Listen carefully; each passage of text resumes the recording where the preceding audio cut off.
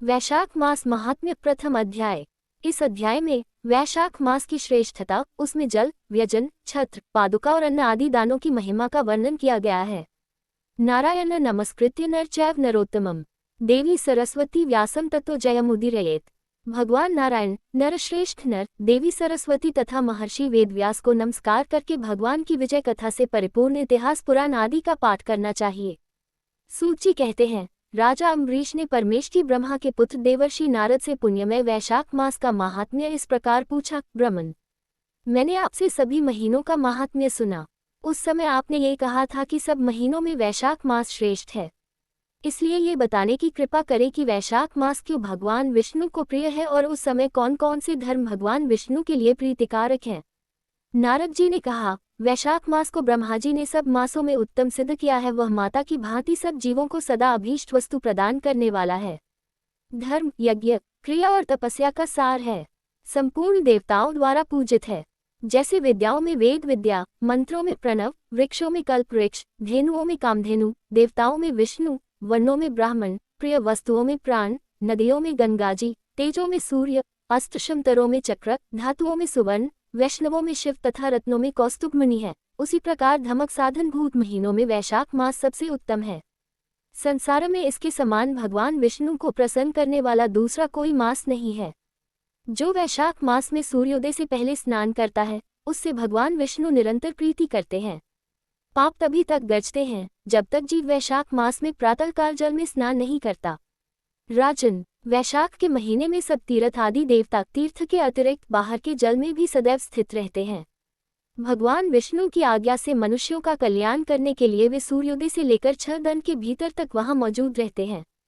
वैशाख के समान कोई मास नहीं है, सत्ययुग के समान कोई युग नहीं है, वेद के समान कोई शास्त्र नहीं है और गंगाजी के समान कोई तीर्थ नहीं है। जल के समान दान नहीं है, खेती के समान धन नहीं है और जीवन से बढ़कर कोई लाभ नहीं है।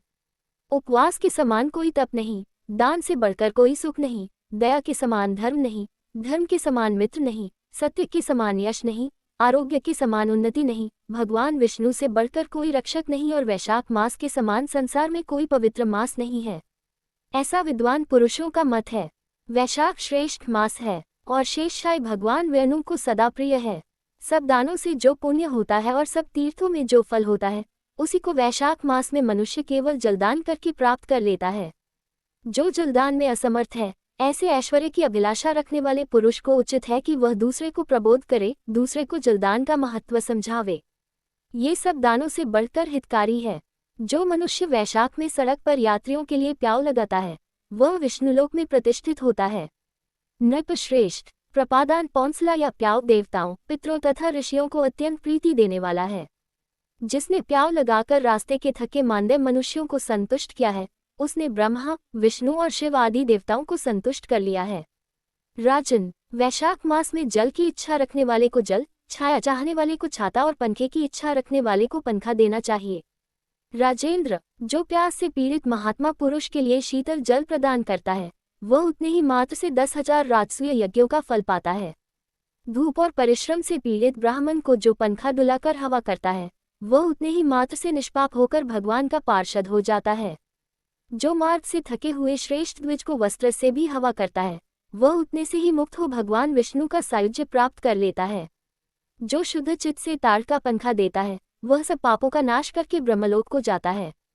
जो विष्णुप्रिय वैशाख मास में पादुका दान करता है, वह यमदूतों का तिरस्कार करके विष्णुलोक में जाता है। जो मार्ग में अनाथों के ठहरने लिए विश्रामशाला बनवाता है, उसके पुण्य फल का वर्णन किया नहीं जा सकता। मध्याह्न में आए हुए ब्राह्मण अतिथि को यदि कोई भोजन दे तो उसके फल का अंत नहीं है। राजन, अन्नदान मनुष्यों को तत्काल तृप्त करने वाला है, इसलिए संसार में अन्न के समान कोई दान नहीं है। जो मनुष्य मार्ग के थके हुए ब्राह्मण के लिए आश्रय देता है, उसके पुण्यफल का वर्णन किया नहीं जा सकता। भूपाल, जो अन्नदाता है, वह माता पिता आदि का भी विस्मरण करा देता है। इसलिए तीनों लोकों के निवासी अन्नदान की ही प्रशंसा करते हैं। माता और पिता केवल जन्म के हेतु पर जो अन्न देकर पालन करता है, मनीषी पुरुष इस लोक में उसी को पिता कहते हैं।